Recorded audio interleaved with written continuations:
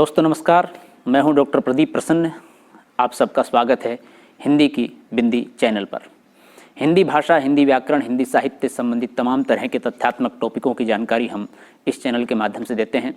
आइए आज नया टॉपिक कुछ सीखते हैं।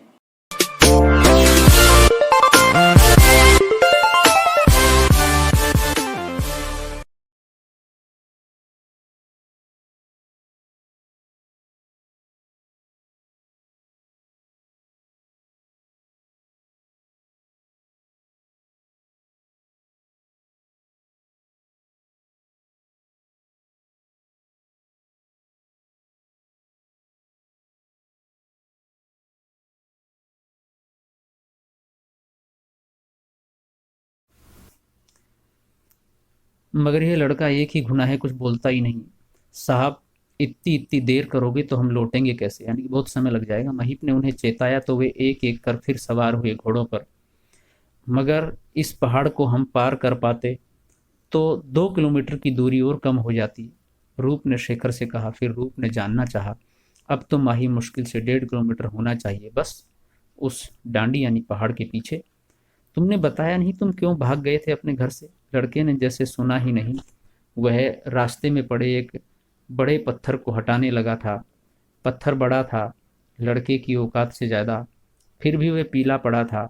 उसकी सहायता के लिए यानी कि हटाने की कोशिश कर रहा था।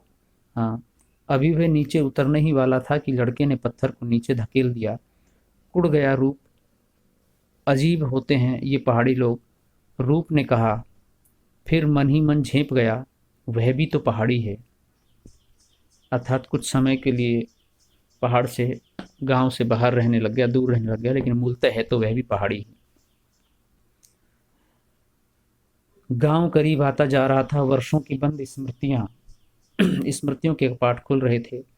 एक और सुपिन, दूसरी ओर जंगल, पीछे हिमांग का ऊंचा पहाड़। नीचे होंगे अपने खेत, अपना घर, अपने लोग, बाबा। ये सब स्मृतियां उसके जहन में आ रही थी। माँ, भूप, दादा और लोग। कितनी दूर है केदार कांठा, कितनी दूर है दुर्योधन जी का मंदिर। ऐ मेरे प्यारे वतन, ऐ मेरे बिछड़े चमन। यानी कि उसको फिर से अपनी पूरी पुरानी चीज़ें याद आ रही थी। वे गांव, वे लोग, वहाँ की स्थितियाँ, वो सब। बहुत पुराने लोगों में से किसी किसी ने लाल पलटन के अंग्रेज़ों को देखा था, नयों ने नहीं। अर्थात जब अंग्रेज शासन करते थे तो उस समय बहुत सारे लोगों ने, बुजुर्ग लोगों ने देखा था। सो 2 गोरे संभ्रांत अजनबियों के आगमन पर गांव के कुछ लोग अपने अपने घरों से निकल आए थे। हालांकि यह सितंबर का महीना था और दिन के अभी 3 ही बजे थे, मगर यहाँ ठंड काफ़ी थी और लोगों ने ठंड से बचने के लिए चुस्ती या ऊन का लावा पहन रखा था, एक विशेष पोशाक जो वहाँ पर पहनी जाती है। उनकी आंखों में भय, संशय और कौतूहल थे।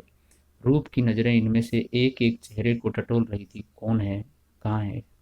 लड़का एक सयाने सईस सा अपनी थकान भूलकर अपने हीरू वीरू की पीठ, पुट्ठों और टांगों को थपथपा रहा था, यानी कि एक तरह से उनको ऊर्जा दे रहा था।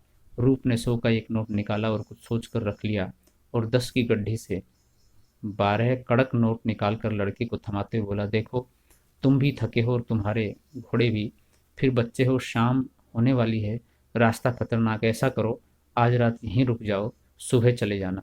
लड़के ने कोई प्रतिक्रिया व्यक्त नहीं की तो रूप ने उसे पूरे तोष पर आश्वस्त कर देना चाहा, पूरे तौर पर, यहाँ मेरा घर है, तुम्हें कोई तकलीफ ना होगी, यानी कि मेरे साथ रुक सकते हो। ये भाव उसके मन में लड़के की ये सब स्थितियां देख करके आई कि ये बालपन में इतना सारा काम कर रहा है, परेशान हो रहा है, तो क्यों ना इसको यहीं रोक लिया जाए। लड़के ने फिर भी कोई जवाब न दिया, बल्कि पीठ फेर कर नोटों को गिनने में मशगूल रहा। उसकी इस धंधेबाज अदा पर रूप ने मुस्कुराकर शेखर को की ओर देखा, फिर कदम कदम चलकर एक बूढ़े के पास पहुंचा। बूढ़ा चकमकाया हुआ सा अपने पोपले मुंह और झुर्रियों के दलदल में डूबती आंखों पर हथेलियों से सूरज की ओट बनाकर उसे ही देखे जा रहा था। कणे जाना छावा साहब, कहाँ जाना है साहब? रूप ने बताया, बाबा, यहाँ 11 साल पहले कोई राम सिंह हुआ करते थे, जिनके भूप सिंह और रूप सिंह 2 बेटे थे। वो हिमांग पहाड़ के नीचे उनका घर है। बूढ़े के चेहरे पर अपरिचय की शिला हिलकर रह गई, मगर टली नहीं। तो रूप को जितनी भी गढ़वाली याद रह गई थी उसे जोड़ने सजाने लगा। बाबा यक भूप सिंह रूप सिंह दोई भाई होंदा छे। यानी कि वो गढ़वाली में बोलने का प्रयास कर रहा है क्योंकि बाबा हिंदी नहीं समझ पा रहे। हाँ, इस बार बूढ़े के होठ हिले, लेकिन रूप तो बहुत पहली भागी गई छाई, यानी कि रूप पहले भाग गया था। हाँ, अगर मी बोलूनो कि मी वही रूप सिंह छो, तो अगर मैं बोलूं कि मैं वही रूप सिंह हूं, तो तू न, आप मजाक करी छो साहब, आप मजाक कर रहे हैं साहब। तब तो ई भी मजाक ही छे जो आप दादा त्रिलोक सिंह जी छू। रूप ने हंसते हुए आगे बढ़कर उनके पांव छुए। बूढ़ा त्रिलोक अभी भी इस आत्मीयता को पूरी तरह से आत्मसात नहीं कर पा रहा था। किसी दूसरे आदमी ने हिंदी में पूछा, मगर आप थे कहाँ इतने दिन? यानी कि वो पहचान गया जब इन सब बातों को, तो सवाल कर रहा है कि आप इतने दिन कहाँ थे? पर्वतारोहण संस्थान, वो क्या चीज? त्रिलोक ने जानना चाहा। पहाड़ पर चढ़ना, के वास्ता? किस लिए चढ़ना? हम तो यहाँ काम करते हैं इसलिए चढ़ते हैं, कहीं जाते हैं तो चढ़ते हैं। गड़बड़ा गया रूप उनकी इस जिरह पर। बाबा, वो कोई छोटा मोटा काम नहीं, नहीं, सरकार इसी के लिए 4,000 तनख्वाह देती है हमें। लया सुन लया एक ही बात। त्रिलोक बूढ़े ने सबको सुनाकर कहा, यह कहता है कि यक रूप सिंह छे, चलो मान लिया, लेकिन फिर बोलूँ छे कि सरकार या को सिर्फ म्याल चढ़न को वास्ते 4,000 तनख्वाह देवे छू। यह क्या बात हुई? कैसे अहमक है यक सरकार भी? शेखर की उपस्थिति में अपनी ऐसी किरकिरी होते देख खिसिया गया रूप। आप कभी नीचे नहीं गए ने? के वास्ते नीचे? तभी उसने बुरा सा मुंह बनाया। खैर, अभी आज्ञा दें, घर जाऊं, बाद में मिलते हैं। 11? हाँ, घर। 11 यानी घर। 11 तो ऊपर उड़ी के चली गेछू बेटा। वो उदिर त्रिलोक सीधे हिमांग पहाड़ पर टांगना चाह रहे थे अपनी नज़र, मगर बादलों के गाढ़े लिहाफ के चलते उनकी शिनाख्त ओझल थी। और बाबा और माँ, वो तो और भी ऊपर, यानी कि घर भी समाप्त हो गया, बाबा भी और अम्मा भी। त्रिलोक की उंगली सीधे आसमान की ओर उठी हुई थी। बहुत साल पहले ही चले गए वो। एकाएक जैसे सफ़ेद हो गया रंगीन स्क्रीन, उदास हो गया रूप। शेखर ने उसके कंधे पर सहानुभूति में हाथ रखा। कुछ देर बाद रूप भर्राए गले से डरते डरते पूछने लगा, भूप दादा तो है न? भूप, रुको बुलाते हैं। अरे भूप! बूढ़े त्रिलोक की आवाज़ प्रतिध्वनि बनकर लौटती रही। जवाब में कहीं से कोई आवाज़ नहीं आई। रूप ने डरते डरते शेखर की ओर देखा। उसे संदेह हो रहा था कि क्या वाकई भूप है या बूढ़ा त्रिलोक उनकी आत्मा को आह्वान कर रहा है, यानी कि उसकी आत्मा को बुला रहा है। सचमुच भूप सिंह आएंगे। कितने लोग हैं वहाँ? शेखर ने पूछा। एक औरत ने बताया, अरे वो हैं उसकी घरवाली, एक लड़का है, लेकिन वो तो, आगे के शब्द रोक लिए थे उसने जबरन। लड़का भी है? लो, अरे वही लिवा आया ना घोड़े पर आपको, ये उसी का लड़का है, किसी लड़के ने बताया। देखिए कितनी, मतलब एक तरह से सस्पेंस वाली स्थिति यहाँ पर आ गई है कहानी में। कितना रोमांचक और रोचक स्थिति आ गई है। वो रूप ने मुड़कर देखा, महीप वहां नहीं था, वो चला गया था। काफी दूर पर एक घोड़े पर बैठा कोई नन्हा सवार दूसरे को हाँकता हुआ ढलान में तेजी से उतर रहा था। उनकी आंखों में उसका अक्स छोटा होते होते पहाड़ की ओट में तिरोहित हो गया। तो शेखर ने कंधे उचकाए। स्ट्रेंज, भूप तो यक किसी से बात ही नहीं करता। तू ऐसा कर, शाम होने वाली है, देर न कर, जा चढ़ जा इस मयाल पर, पहाड़ पर। इस पर वह कुछ परेशान हुआ। क्यों? अभी तो तू कह रहा था कि तूने बड़े बड़े पहाड़ चढ़े हैं और सरकार यक काम का वास्ते तुझे 4,000 तनख्वाह देती है। वो बात नहीं दादाजी, पहाड़ों पर तो हम पत्थरों, खूंटी, रस्सों, कुल्हाड़ी और दूसरी चीजों के सहारे चढ़ते हैं, यहाँ तो साथ लाए नहीं। ओ, त्रिलोक की आंखें झुर्रियों के दलदल से ऊपर उछल आई। इतना सारा इंतजाम होवे तब तो तू चढ़ पावे मयाल पर। त्रिलोक हंस पड़े। दूसरे बच्चे, बूढ़े भी, औरतों ने हंसते हंसते मुंह फेर लिया। ये सब हंसी इसलिए है जैसे कि वो पहाड़ में रहने वाले लोगों के लिए पहाड़ पर चढ़ना बहुत आसान है और वो बिना किसी खूंटी रस्सी कुल्हाड़ी या दूसरी चीज़ों के चढ़ते रहते हैं। यानी कि वो कह रहे हैं कि इतने से पहाड़ पर चढ़ने के लिए सब सामान चाहिए, फिर तो बहुत आसान है, और तुम्हारे पास है ही नहीं सामान, कैसे चढ़ पाओगे। अरे वो देख, भूख तो इधर ही आ रहा है। किसी प्रौढ़ की आवाज आई तो उस दिशा में सबकी नजर मुड़ गई। पहली नजर में वह पूरा का पूरा दिखा नहीं। पांव किसी डिबके की ओट में थे, सिर किसी डाल की ओट में, सिर्फ उसके हाथ और बीच के अंश ही दिख रहे थे। पता नहीं उसका मायावी कद अंदर जमीन में कितनी गहराई तक गया था और आसमान में ऊपर कितनी ऊंचाई तक। यानी कि एक अच्छे खासे कद के व्यक्ति हैं भूप सिंह। धीरे धीरे चलकर वह सामने आया तो वह कतई असाधारण नहीं लगा। हालांकि उसकी चुस्ती और स्वेटर मफलर में दरमियाने कद की मामूली सी शख्सियत के बावजूद उसका तिलिस्म अभी भी बरकरार था। गोरा चिट्टा चित्तीदार चेहरा, मानो ग्रेनाइट पत्थर को तराश कर गढ़ा गया।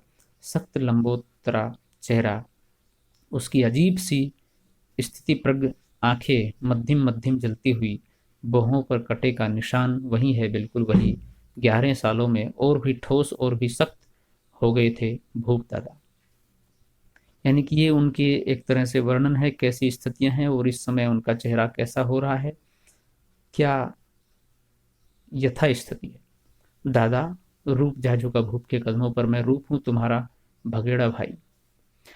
भाई ने भाई को देखा, जाने क्या क्या देखा, कहाँ कहाँ तक देखा, फिर देखते देखते नजरों की बर्फ पिघलने लगी। कब आया, यानी कि अश्रु धारा बहने लगी। अभी अकेले नहीं, ये मेरे साथ हैं कपूर साहब जो मुझे लिवा लाए थे। उनके लड़के शेखर साहब आईएएस की ट्रेनिंग ले रहे हैं मसूरी में। शेखर ने हाथ जोड़कर नमस्कार किया। भूप ने कोई उत्तर नहीं दिया। वहां त्रिलोक दादा जी समेत गांव के ढेर सारे लोग थे, मगर वह जैसे शिलाओं के बीच खड़े थे। उन्होंने किसी ने कोई बात नहीं की, न किसी ने उनसे बात की। चुपचाप से वो सिर्फ देख सुन रहे थे। भूला यानी कि अनुज, चल गया घर चल, कहकर उन्होंने दोनों के बैग कंधे पर डाल लिए और बिना उनकी सम्मति का इंतजार किए, बिना इधर उधर नजर डाले वापस मुड़ गए।